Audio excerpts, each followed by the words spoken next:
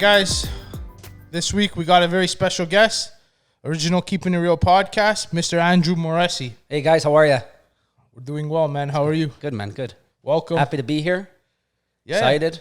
Tell us a little bit about yourself. Like, you've been in the industry for 10 plus years now? Almost 12 years. Yeah, my father was in the industry for about 40 before that. So we've got a lot of family experience in the real estate industry. We basically eat, breathe, and sleep real estate, unfortunately, sometimes, right? But this wasn't definitely something you wanted to do growing up, was it? No, I was in the banking industry for a while, and then I ended up getting into the real estate side of things after my dad says, you know, why are you withering away at the bank? You know what I mean? All the stress, the anxiety, the banker's hours, and it wasn't worth it. So we decided to pivot and do real estate, and haven't looked back since. And your dad, I'm assuming he took you under his wing and he showed you the ropes and stuff? Worked together for a while. It was fun. It was a lot. Learned a lot. When you got 40 years in the industry, there's the amount of knowledge it's impossible to gauge. Is it hard working with like your father, like family? Nothing's ever easy. Nothing's ever. No, easy. I say that because there's a lot of people that are in the family business, and obviously there's a different mindset, older generation, younger generation, different way to do things. So in real estate with your dad, was it the same kind of thing? It was a big culture shock for me and for him, I think, because he had his ways of doing things. You know, he's been doing things the same for the last 40 years. So in the end, for me to come in and try to bring a modern approach to it, he was like, wait, I'm not used to this. But we ended up talking about it. We had a few arguments here and there, which is normal. But, you know, we talked about it, and eventually we modernized the business. And ever since then, like, our business doubled because of that. Yeah, so when you think about that, I'm assuming this is more like on the tech side of things, social media. Social media, even just as basic as photography. You know what I mean? The old dinosaur agents, they used to just put up a picture of the front of the house, and that's it. Like, there was not much in terms of marketing back then. It was all word of mouth. It was all going to brokerages, the caravans. You know what I mean? They used to have caravans on Fridays. My dad used to tell me the agencies would bring a book. It was about 40 or 50 pages of all the new listings. Yeah. Right? And then all of a sudden, they would go in there, see what fits for their clients' budget, all that kind of stuff.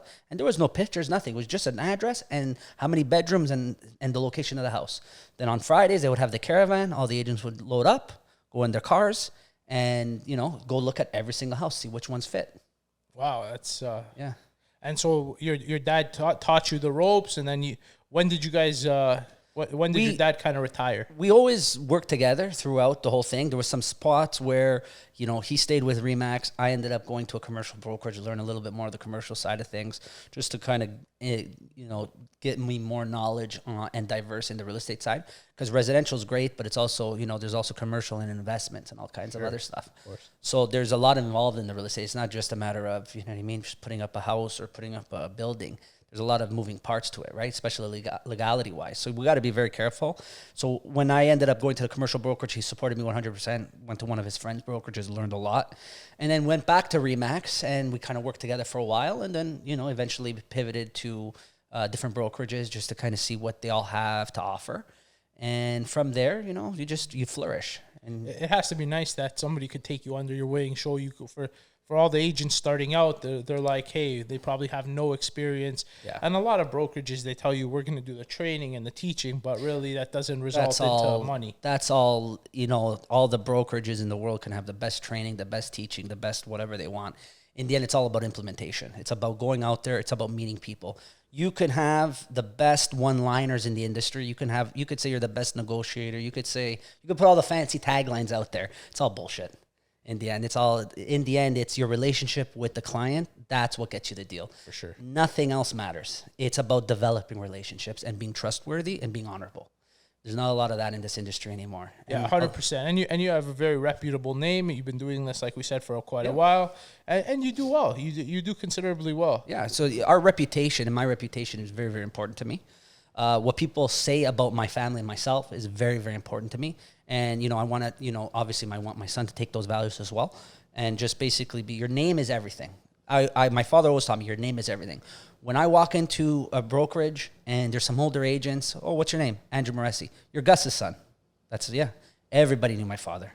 And because of the reputation he had, he was an honorable, good person. Do you feel like that? Do you like when they know you as Gus's son, or do you kind of say, I wish they knew me as just Andrew Moresi? No, I enjoy that. I don't have this ego where I have to be. We're still a team. We're still a team. You know, I am successful because of my father. Right. And I still get, 25 to 30% of my business is because of my father.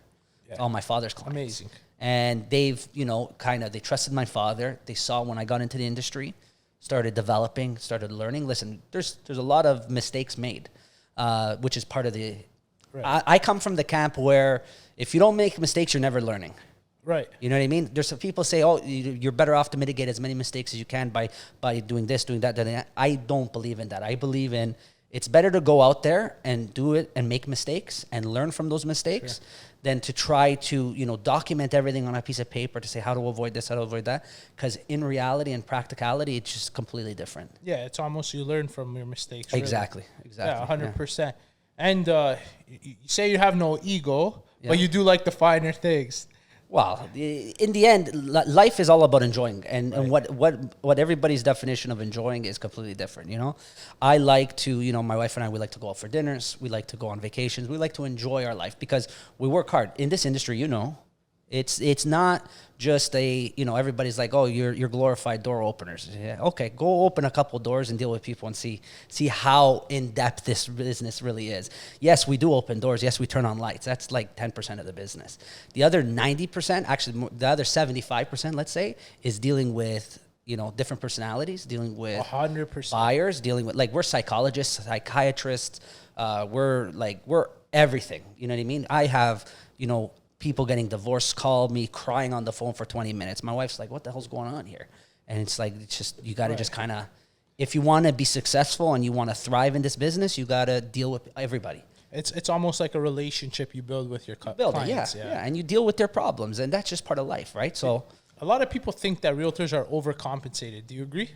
I'm not going to say that we're overcompensated. We work hard for our money, right? Just like anything else. You know what I mean?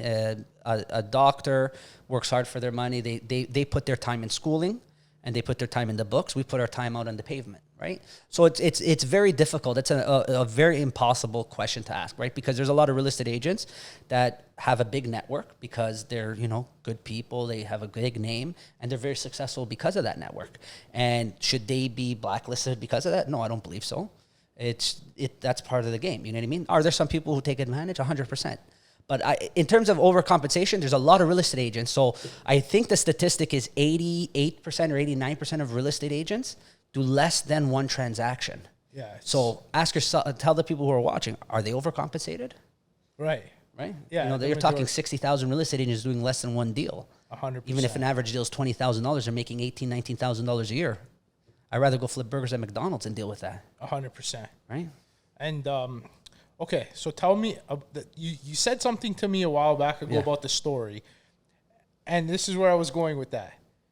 The cars you drive, they're higher end cars because a client of yours once told you that. Oh yeah. He didn't believe that you could do the job because you drove, I guess, a lesser. So when I was working at Avenue and Lawrence at Engel & Volkers, Engel & Volkers is it's a European brand. It's an international brand. It's got this allure and this look to it, right? It's a very high class brand. They sell yachts. They get into aviation. So it's a big portrayal of the 1% life. So back then, I was, 5-6 years into real estate. I was driving a Hyundai Sonata. Yeah, nothing wrong with the car. Love the car. That was, to this day, after having all my vehicles that I had, that is probably the best car that I've ever driven. It was a Hyundai Sonata. And I walked in and I pulled up. At that time, the house was worth maybe $1.5 million, maybe $2 million. Now it's probably worth 4.5, 5. Okay. So it was a luxury home. Yeah, it was a big luxury home. It was about 3,000 square feet at Avenue and Lawrence, right? So it's a very prestigious area, very big pocket. I walked in there and blew the presentation out of the water like I usually do. The guy was very happy with everything. He goes, Andrew, you portray yourself well. Back in those days, I was wearing suit and ties to go to appointments, right? Just as you're starting to out, you wanna do everything right, and knocked everything out of the park. And then we walked outside, and he's like, "Thank you very much." And he goes, "That's your car?" And I go, "Yeah." He goes, "So you drive a Hyundai?" I said, "Yeah, I drive a Hyundai." And then he's like, "Oh, that's good." And then we ended up leaving. A couple of days later, I sent a follow up, and I get him on the phone, and he's like, "Andrew," he goes, "Listen, you were amazing. Everything was great." He goes, "But you did not give me the illusion that you're successful." He goes, "You dressed well, you talked well, you did, your marketing is phenomenal." He goes, "But the second I saw your car, I looked at it and I'm like, this guy's driving a Hyundai Sonata and he wants to sell a $2 million house." He goes, so I don't think you're the right fit for the house. He was looking for somebody that. Yeah, he wants the show, right? He wants the show. You know, the razzle, the dazzle. Ever since you told me that, every time I'm like, well, you know, I'm not into like the whole Mercedes Beamer. I like to kind of ride under the radar. I like comfortability. We were talking about this yesterday. And so I drive a Ford, and I'm thinking to myself, damn, is my Ford going to be up to this client if I go for a listing price? Yeah. And then I was like, holy moly, like that story is going to stay with me forever. Yeah, it's like going there with like shorts, ripped jeans, you know what I mean, holes in your shoes. You don't need to dress in a suit and tie anymore. You know, those days have changed. But as long as you're well presented, you're clean cut, and you look good, that's, I think, 90% of the battle. People are very vain in this industry, and that's the clients too. Clients want to know that they're dealing with someone who's successful. But doesn't the resume show it? It does, but you know what I mean? It's like, I don't know how to explain it. It's just, it doesn't finish the package, right? Do you know how many realtors I see them like posting cars, and they're posting drinks at high-end places. They're posting all this stuff. All show. They're running without shirts on. They're just like for what though? It's just like, for the show. Just post what you've done. Yeah. They don't post anything that they've done. Yeah. You're like, do these guys sell houses? Yeah. Or are they just good for like social media? It's just social media. It's all gimmicks. It's insane. Like I kind of like the old school day, man. The old pen school, and paper. Yeah. Nobody knew what you were doing. Nobody knew what you were wearing. Nobody knew what you were driving. It was a completely different day and age, right? But now everything is so out there, and it's like everybody gives you already an autopsy before they even meet you. So they already know what to expect, or they assume what to expect before they met you. And in this industry, if you don't portray that you're successful, you're not going to get business, especially for strangers. For repeat clientele, it's a different story. You know what I mean? So take this scenario that you went through. Imagine now another realtor comes in a Mercedes-Benz, maybe sold maybe one house in 3 years. Yeah.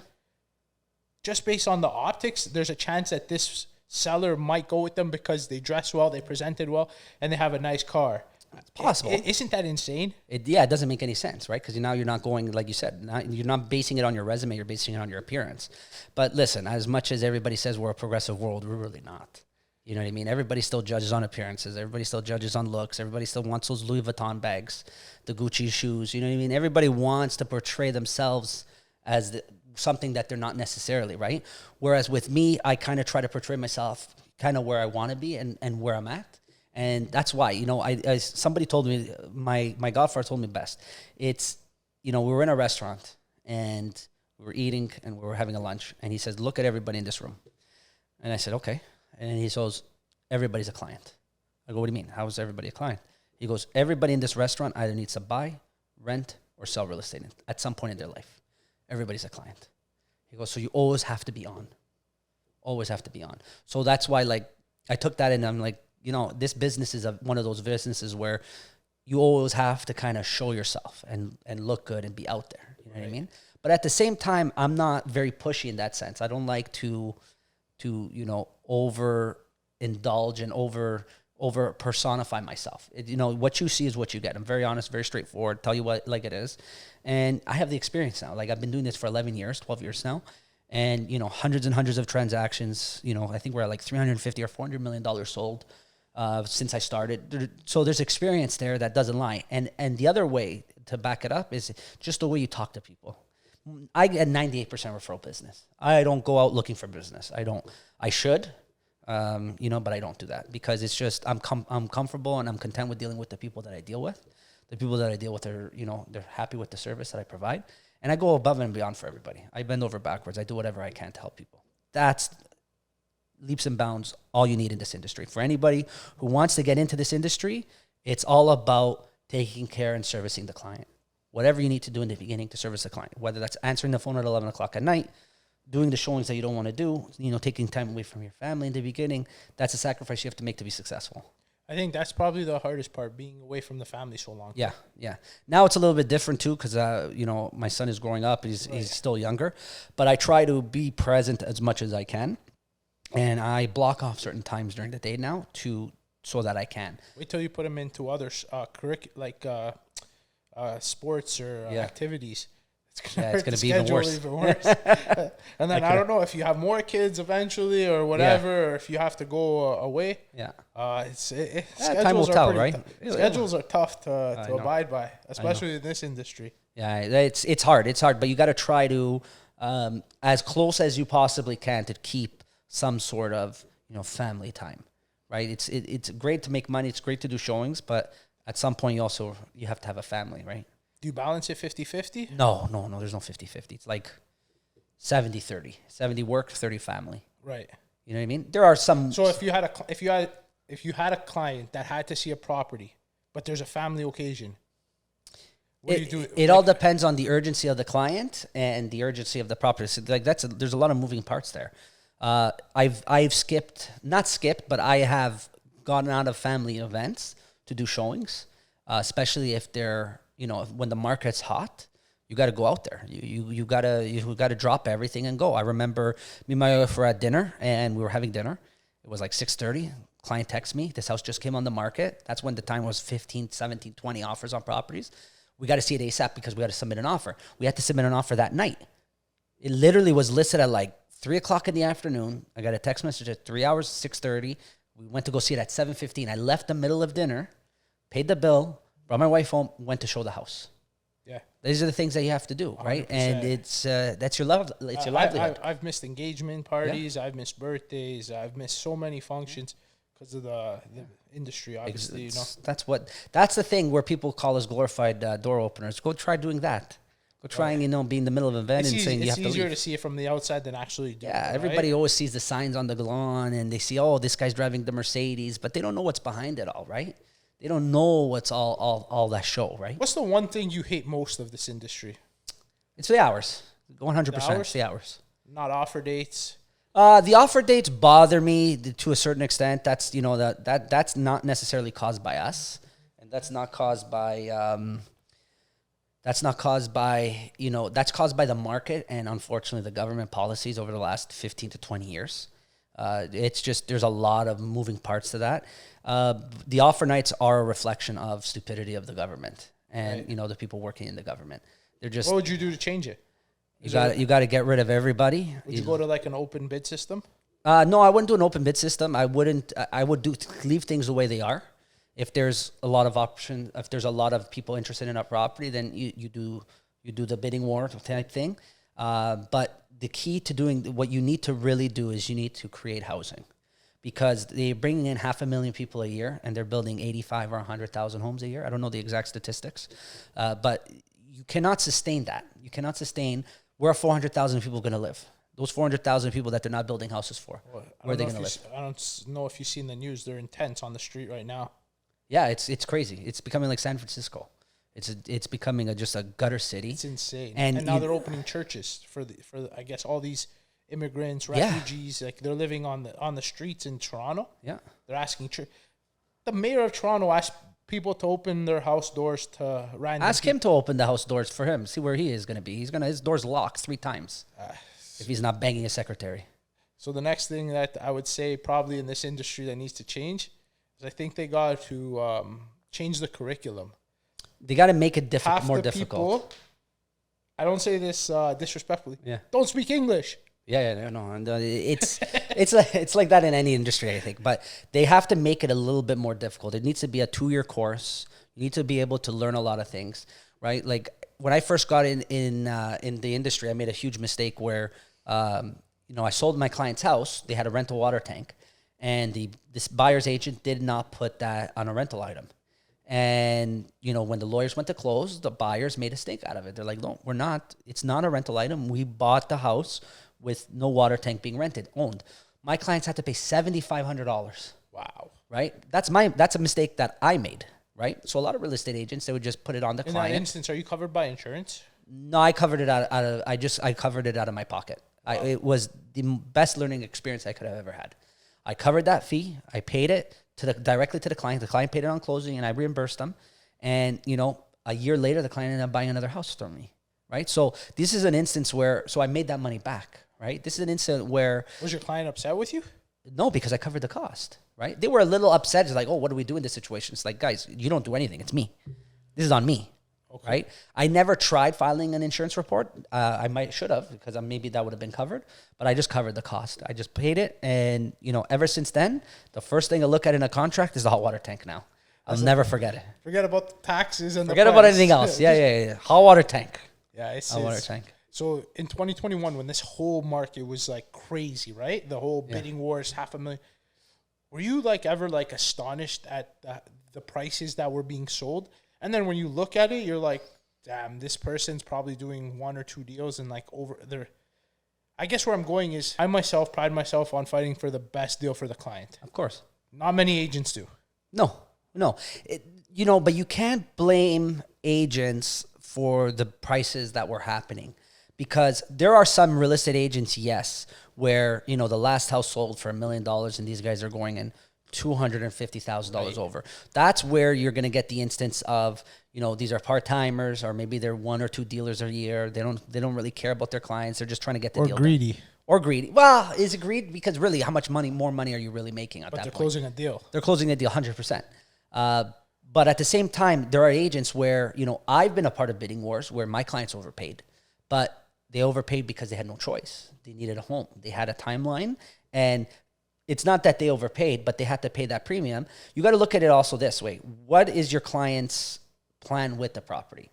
If your clients are going to be around for the next 20 years in this house, if this is their forever home, if they have to pay $50,000, $20,000, $25,000, maybe $50,000 more, $100,000 more, do that over a term of 20 years. It's not really much, right? So there are certain circumstances where it's valid that those clients have to overpay. But there's a lot of circumstances, unfortunately, where a lot of part-timers just went in there and they give stupid numbers. Even when, what more pisses me off is when the market is slowing down or stalled. Right. And there's 1 or 2 offers on a property, and all of a sudden it should sell for $1 million, and all of a sudden 1.2. No justification, no rhyme or reason for it. It's insane. That's stupidity. That's stupidity, in my opinion, because the market doesn't dictate that, and it's the real estate agent just basically trying to get more money out of their client. It's not a lot of real estate agents. Listen, I tell everybody, you have to interview your real estate agents, unless you've known these people for a long time. If you're calling strangers, interview them. Ask them all the questions under the sun. Don't go with who has the nicest smile. Don't go with who dresses the nicest. Don't go with, I'm the specialist in the neighborhood. None of that matters. Or if they drive a Honda Sonata. Doesn't matter. In my opinion, that doesn't matter. You know what I mean? I lost $2 million listing because of my Honda Sonata, but I didn't get rid of that car because of it. In the end, it's all about relationship. Right. Who do you feel confident in? Who do you feel comfortable with? Who's going to get you who's going to do the best to get the job done? Exactly. And protect your interests. Exactly. Because in the end, yes, there are agents that do get a little bit more for their sellers or do get a little bit less for their buyers. But the negotiating, I'm the best negotiator, or I'm a certified negotiating specialist, bullshit, throw it in the garbage, doesn't mean shit. I was going to ask you. Doesn't mean nothing. Can you out-negotiate most agents? I don't think it's a matter of negotiating. I think it's a matter of relationship. I have a great relationship with a lot of real estate agents. And it's a matter of finding the median between the buyer and the seller. It's not about who gets more. I tell all my clients, I go, guys, if the seller feels that they're getting screwed, or if the buyer feels that they're getting screwed, the deal will never come together. Both parties either got to feel that they got a good deal, or both parties got to feel that they got screwed on the deal. If both people are sour or both people are happy, then a deal will come together. But if one party feels that they got a great deal and the other party feels screwed, there could be potential issues in that deal in the future. Right. So that's what I tell everybody. I go, it's not a matter of, I would have negotiated 20 grand off the price. How do you know that? How do you know that? You weren't part of that original negotiation, right? Yeah. There's so many different, there were times where I got negotiated a better deal for clients. There was like 15 offers. The agent told me, they go, Andrew, you're like 4th on the list. You're not even close. And I got them the deal, not because I'm a better negotiator, but because I had a relationship with the listing agents. And I said, guys, you know me, you know my family, you know all that kind of stuff. We ended up getting the client. The client had to come up a little bit. So we ended up being the second, I think we had to come up like 10 grand, I think, at that time. This was going back 7 or 8 years ago. I got that deal because we were the second highest offer. And the other offer was Chinese real estate agents. They were just going crazy, buying everything. And they were really mad that they didn't get the house because they offered $40,000 or $50,000 more than my client. But the gentleman who sold it didn't really care at that time about the money, and he felt the relationship made more crazy. Value. That's crazy. It happens. We had this conversation in a TREB hearing. Like I had to go to a class or whatever, a course education, and this topic came up. And then I'm saying to myself, guys, whoever's not taking the most money, they're absolutely crazy. Assuming all the conditions are the same and the deposit's the same, like no external factors that are going to compromise the deal. Based on that alone, it's the highest price for me, for my seller. You're looking at it as a number thing, right? So there's different people. There's more people that are leaning more towards the emotional side of things. It's insane. So the emotional side of things, they don't care about as much money. $10,000, $15,000, $20,000 doesn't make a difference in their life. They rather nuts. go to the right family. So that's the difference. So let me ask, when you have a buyer, are you the type of agent to say, buyer, write a letter to the sellers? Depending on who the seller is. And depending on what I get off of the listing agent. So it makes a difference. So when I'm talking to certain types of races, they don't care. They just want money. Right. They just want money. But if you're dealing with certain types of other people, if I have a relationship with the listing agent and say, listen, this is the situation of my clients, blah, blah, blah, blah, blah. If they say, listen, the seller's more sentimental, then boom, the letter's going in. Wow. Letter's going in, hook, line, and sinker. We're getting that deal no matter what. That's insane. I had that situation. I think, so I was selling a townhouse. Funny, it's actually Joey's sister's townhouse. Yeah. And basically, we had buyers, offer date. Yeah. And we listed at $999 with an offer date. And somebody put us an offer of $1 million asking when we knew the house was over 1.1. And they're like, we love the house. We're a new family. Yeah. You know what I told my seller? I said, this as nice as this letter is, throw it in the garbage. Throw it in the garbage. Like, we're here to do a job. Yeah. I don't look at the emotion side of things. Yeah. I deal with this like a stock market. It's a trade transaction. Yeah, 100%. So, yes, people lived in the house for 30 years. They make memories, but those are their memories. Once the house is out of them, they don't want to see the memories. You know what? And that's a good way to look at it as a listing agent side. The buying agent are obviously looking at it a little bit differently. Of course. But you wouldn't be doing your buyers if you didn't do it for your buyers, then you wouldn't be doing it. You got to always try. You always try to get the best deal that you can. But in the end, the market dictates what the price of a property is. I tell everybody, you could be the best negotiator in the world. If the seller wants $1 million and your buyer can only afford $950, I don't care how many accreditations you have. I don't care what you call yourself. You're not getting your client that deal because you're the best negotiator. The seller wants $1 million. The buyer can only afford $950. That deal's not coming together. It goes to a different buyer. It goes to a different buyer. And another thing is presentation. Absolutely. The way you say absolutely, but I don't know if you looked on MLS. There's agents taking pictures with their phone. Yeah. There's agents taking pictures that just throw out the outside of a house and say, oh, it's tenanted and we can't get inside that house. Yeah, there's a lot of unfortunate people out there, but that's why I always go back to what I said before. Interview your real estate agents, because if you're still got an agent that's taking iPhone pictures, guys, it's not, in the grand scheme of things, it's not that expensive. It's not depending on the company you use, but you need to do professional photography. Even the cheapest company out there costs you a couple $100. Got to be professional.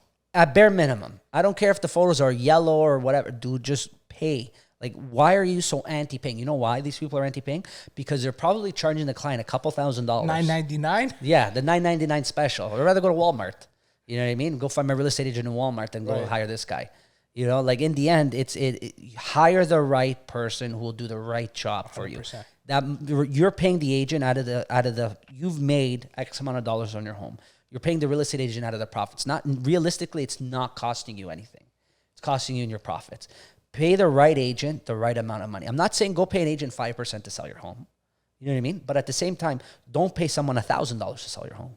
There's always a fine balance. You don't always have to go with the most expensive guy. You don't always have to go with the cheapest guy. Find the guy that's right in the middle. Right, and who's qualified. That's like the old school way of doing things. You know what 100%. I mean? We'll call a roofer. One guy is $10,000. The other guy was $2,000. There was one guy who was around $5,500. Go with the guy who was $5,500 because he's the guy who's he's not gouging you, but he's also not doing it for anything. You know what I mean? All right, let's spice it up, guys. We're gonna break some news. Welcome, Andrew Moresi, to N2S Realty.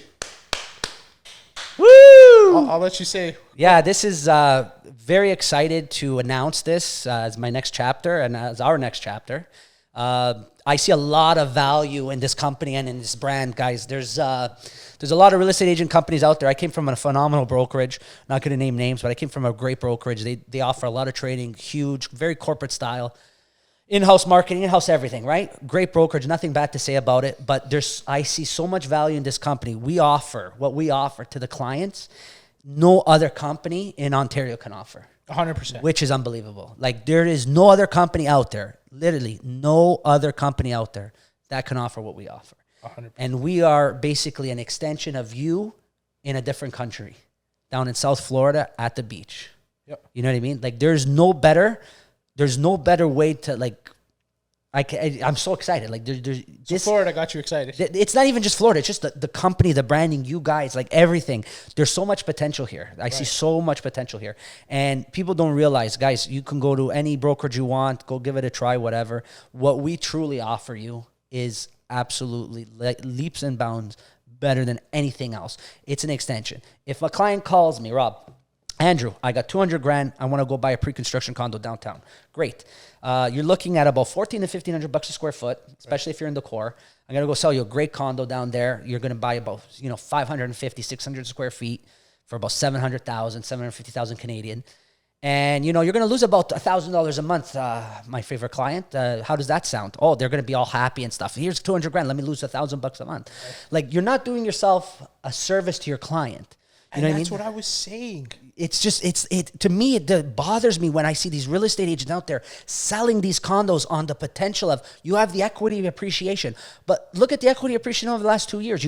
As an investor, you look at your return on your investment, okay? As an investor, you look at your return on it, not on what the potential equity gains are. That's great. That's bonus. What we can offer our clients now, it's a different product. In real estate, when we first got in, you got your pre-construction, you got your leases, you got your sales, you got your commercial, you got all the different boxes. Nobody has a Florida box. Right. Nobody has a Florida box. Right. We have a Florida box. Right. And that Florida box, in my opinion, is better than the 6 other boxes that anybody can offer. And that's what I was saying to so many people. Okay, so many agents are pushing pre-con because the inventory is low. They're getting paid 4%. They're getting paid 4%. Inventory is low. Yeah. They need to sell something else that shows that they're a dead Absolutely, agent. 100%. So they go and post a pre-con. Exactly. This is what I was saying about doing your client the service. They're not doing the proper service. How do you go to your client and say, sir, you're going to lose $1,000 a month? Right. And that's being generous, because the way interest rates are, you're probably losing $1,500 a month. Right. How do you justify this condo to a client? How? Because what? It's downtown Toronto? What does that mean? To me, that means nothing.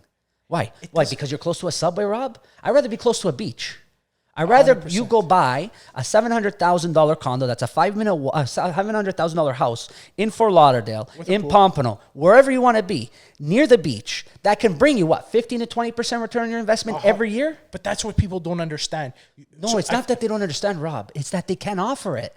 They don't have that box. Right. We do. We say the word investor where it's like, okay, yes, you have your house paid for, you're invest. No, but this is for everybody. Doesn't matter. I tried explaining it even to newlyweds. You can go buy a house in Florida with the down payment you have, not worry about qualifying for a mortgage because we'll get that done. Exactly. Collect that money and rent a property. You still own a house in North America, probably in Florida, which is way better. And then you're living for free, essentially. Yeah. That money that you're making on a monthly basis can pay your rent here. Right. And you're realistically living off of somebody else paying your mortgage. Right. And then when that time comes, because it's going to come for everybody where you want to retire, nobody wants to retire in Canada. Nobody wants to retire in Toronto. No. Who wants to live with fucking 14 feet of snow outside and go shovel that? No, I'd rather go live at the beach. Guys, it's an amazing, what we have here, it's leaps and bounds completely different. We add another bucket 100% to what you can sell to your clients. And it's not even selling something. You know what I mean? If a doctor came to you and said, listen, you take this pill every day, you're going to be healthy until you're 100. You're going to take that pill. 100%. What we're offering you is basically that pill, but in a different form of real estate. We're offering your investor clients an opportunity day one to make money. What do we got? Property management. What do we got? Mortgages, title companies, lawyers. We got everything done. It's a full white glove service. Complete. And we can offer your clients 50 to 20% ROI on their investment, depending on the property that they decide to buy. I can't offer you that in Toronto. I can't offer you that in Tottenham. I can't offer you that anywhere in the GTA. Yeah. You got to go to Saskatchewan. You're going to fly 4 hours to Saskatchewan and buy a $350,000 condo there, or you're going to fly 2.5 hours down south to Paradise. I don't know what they do in Saskatchewan, man, so I can't. They farm. That's what they do. Yeah, so never been. No, I have never been either. I don't plan on going. Yeah, no. I'd rather go to Florida. 100%. You know what I mean? In the end, it's a different bucket. It's a different. We have to get everybody's mentality off of, we have to buy pre-construction condos or we have to buy a pre-construction home. It's if you offer this product that nobody else can offer, it adds value to your portfolio. 100%. It adds value to your clients. That's what people got to understand. There's so much value in offering your clients a 15 to 20% return on their money. They're going to keep calling you. They're going to keep calling you. Once this goes for 3-5 years, they're going to say, I want another one. Exactly. This is how you build a retirement fund. What we have growing, there's so many things, and I'm not going to get into it. Rob's not going to get into it now. But like what we have, and what we're developing here, any new agents, any agents that are interested, like this is, nobody's developing. Nobody can do what we can do. No, and it's next to impossible. It's almost impossible, yeah. And the fact that we got it down here, this is what lured me. I was fine where I was. I was very content. I loved my brokerage. I loved the owners. I loved everything about it. I had no issues where I was. Usually you switch an office because you either get stale or you get bored. What brought me here with you guys to work with you guys is just the amount of opportunity now that I can offer to my clients. Listen, I could still sell them the pre-construction condo if that's what they want downtown. Right. I can still do what I was doing at the other places, but what I can offer is something that, I have clients that are snowbirds. Their life have gotten substantially better moving down to Florida. 100%. Substantially better. Like it's day and night. Like people don't realize the amount of life you get by moving down there, especially in the winter. If you escape the cold and the winter kills you here. It withers you down. The way you guys keep the fucking AC going, it kills me here in the summer. Listen, you got to get used to it, man. You want to move down to Florida. So yeah, I know. I love the... But yeah, no, it's... I'm telling you, man, I love what we have going on. It's still, we're still in the early stages, but once everything starts to get unrolled, guys, watch out, man, because honestly, you can go sell your clients all you want downtown Toronto, but the second we start offering what we can offer to clients, it's going to be, there's not going to be any business left in Toronto. Yeah. It's just not. Toronto's capped. Toronto's done. Yeah, unless, listen, over time, everything's going to go up. There's no doubt about it. The way the market is and the way, like I said, going back to the policies, the property values will go up, right? But again, it's depending on economics. It's dependent on, on the stock market. There's so many factors. If the interest rates go up, the market stays. So now you have a client who's losing $1,000 a month and their property value is the same, maybe less. Think about this for a second. Yeah. Interest rates in the U.S. are at an all-time high. Yep. The same logic that you apply to Toronto. Oh, when interest rates go down, this isn't going to happen in the States as well. We copy whatever they do. Yeah, I understand. But if the interest rates go down in the States, that means the appreciation is going to go up as well. 100%. This is the beauty of it. The beauty of it is if interest rates stay leveled, let's just say they don't go down, the ROI is...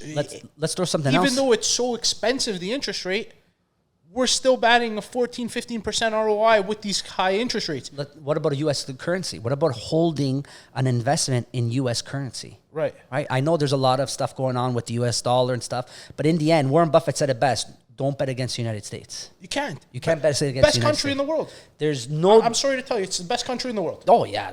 We're not... we think we're a country. Canada's not a country, man. Not anymore. Canada's an extension of the United States, and that's even being generous. In the end, I'm telling you, if you want to make real money, okay, put it this way. Where do all the billionaires live? Oh, in the U.S. Okay. Drake, The Weeknd, once they've made it, where do they live? They go to the Cali. They're in Cali, Florida. All of them are buying in Miami. Yeah, okay, they have a house here, granted, but they're never here. No. They're never here. No. They're always in the States. Why? It's just the land of opportunity. It's a better life. The land of opportunity, and it's truly a free country. We're not free here. In the end, I would not be surprised if we become a socialist country. Why are all the Chinese people taking their money out of China? Because it's a socialist country. Right. Eventually, that's what's going to happen here. We're just trying to beat the boat. Right. We can offer you something that is leaps and bounds better than any real estate agent in Toronto that can give you the best offer you've seen. I guarantee you will probably match it, if not beat it, in Florida. Plus, you guys get to deal with us every day. Look at this. Who's better than this? No, it's 100%. It's unbelievable. 100% right. Was it? I know the whole why you left and how much we're offering, but was it hard to leave? I guess it was a little bit hard because you're comfortable. You're comfortable, you're content, again, and you have a good relationship, right? You never want to feel that you're burning a relationship. Right. And I tried not to do that because it's never fun to burn a bridge. Like you always want to keep the relationship. Of course. And we try to keep the relationship as best as that we can. In the end, it was a very tough decision. It was really, really hard. But I think it was a decision that can propel me to another level, and it can propel us to another level. 100%. And that's worth the risk. See, in life, you have to take risks. To me, do I look at this as a risk? No, it's not a risk because I can still do what I normally do. Right. I just offer a different bucket now. Right. And it's just, I'm telling you, there's so much potential, so much fun we're gonna have doing this, and there's a lot, there's just the opportunity. Again, I keep repeating myself, but a fucking opportunity is unbelievable. And it's good for even new agents that are starting out because absolutely, if it's low inventory, tough to sell in Toronto, you can sell in Florida. You can we actually are able to get agents their license. We're able to show them that, hey, you can sell more than just what you're taught in school. Exactly. You know? There's so much that if there's anybody watching this podcast that's remotely interested, you got to contact Rob or myself or Joey or somebody, and you got to the stuff that we can provide. Yeah, it's free. Just come in for a sit down. Yeah, we have an espresso, we talk, and we shoot the shit a little bit, and we can show you what we can provide. Nobody in Ontario, I promise you, can provide what we provide. 100%. It is just the programs that we offer. And even if you're not looking at switching the brokerage, we have programs too. Like, this is the amazing part, right? It's not just for our agents. We have phenomenal programs for our agents that are better, that are just 100 times better. So if you're looking at switching brokerages, 100%, if you don't consider us, then you're doing your clients and yourself a disservice. 100%. That's the way I look at it too. But if you're happy where you are and you're comfortable and stuff, but you have the idea of Florida, we have a product for you too, which is unbelievable. And it's just unbelievable, man. Yeah, too excited. I can't control my excitement. We didn't launch the product yet. No, we are. It's coming. In the next 2 weeks, it'll be out. Yeah, well, maybe September 1st, just to give it let's not get them too excited. I'm going to push Joey as fast as I can. He's probably yelling right once now. this product launches, it's game over. 100%. It's game over. I think so too. Yeah, no,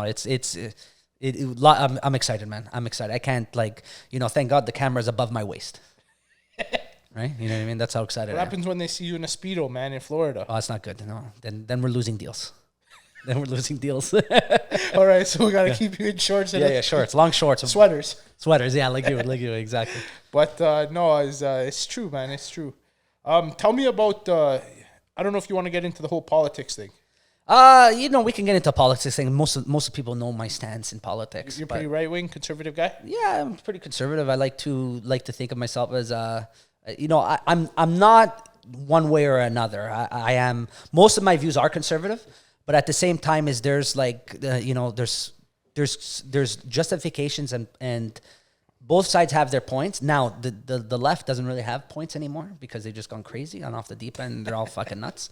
But on the right, it's even looking at someone like Robert F. Kennedy. You know what I mean? Someone like him, he's considered a Democrat, but I support a lot of his policies and a lot of his ideas. He speaks like a Republican. Yeah, he's basically. You know what I mean? He was what the Democrats were 20 years ago. Right. And which is what the Liberal Party was 20 years ago too. Yeah, the Liberal Party has become a socialist party. Again, my parents used to support the Liberal Party back in the day. Absolutely. Like the Jean Chrétien days. Yeah, well, all the Italians, what do you think? They still vote Liberal because they have half a brain and they don't think for themselves. They just say, "Oh, they brought us in, we got to still support them." It's been 40 years, guys. Wake up, grow up. Let's start using our brains. Time to go forward. And we got to move. Why are we doing Florida? Because we feel that this country is going backwards. Well, to a certain extent. Yeah, not even our opinion. Just everyone goes to Florida. The weather. Always, but that's always been the case. Right. Yeah. But also now, because they're so frustrated with what's going on, there are people that I actually know, prior to me getting my Florida license, that have picked up during COVID and said, the hell with this, and moved to Florida. Absolutely. You know how many calls I got? I've sold people's houses because their ideas were to move down to Florida. It's not... We make it easy because we have the systems in place here at N2S Realty to get you to Florida. But it's not as easy as let me sell my house and let's move down to Florida. It's not that easy. Just like it's next to impossible for Canadians to get their green card. And it's next to impossible for you as a Canadian real estate agent, it's almost impossible for you to get your real estate license in Florida. Right. See, the beautiful thing about N2S we can provide that for you. Yeah, like 100%. Again, I'm We'll not get trying to. into that, We're yeah, gonna get into that another time. This is not more. This is more of a just an introduction and stuff. But like it's just politics. No, it's good. That and passion, that energy. Yeah, I get too excited. Yeah, because it's exciting. It's fun. Yeah. The opportunity, the possibility. It's all there, endless, guys. The opportunities here are endless. I truly practice what I preach when I tell you that. I would not lie. Everybody who knows me knows my reputation and everything, guys. What we offer, bar none, second none. We'll do another podcast once everything is ready to launch. We're gonna do another podcast. We'll get Jay on the show too. Unfortunately, they're gonna be all three of us. Yeah. Unfortunately, they're gonna see my face a little bit more. Hopefully, we get a lot more views than some of your other podcast guys. But we got it's gonna be fun, and we're really, really excited to launch our products to you guys. 100%. I think we're gonna do a seminar. Yep. So if you guys want us to do a learning about Florida seminar, comment, just comment, like it. Yeah. And 2 thumbs up. Give us 2 thumbs up. Perfect. If you give us a middle finger, we're not going to do a seminar. Well, Andrew, I appreciate you doing this. No problem. Welcome to the family, Thank man. You, and let's go. Yeah, let's go, baby. N2S, always. Let's go.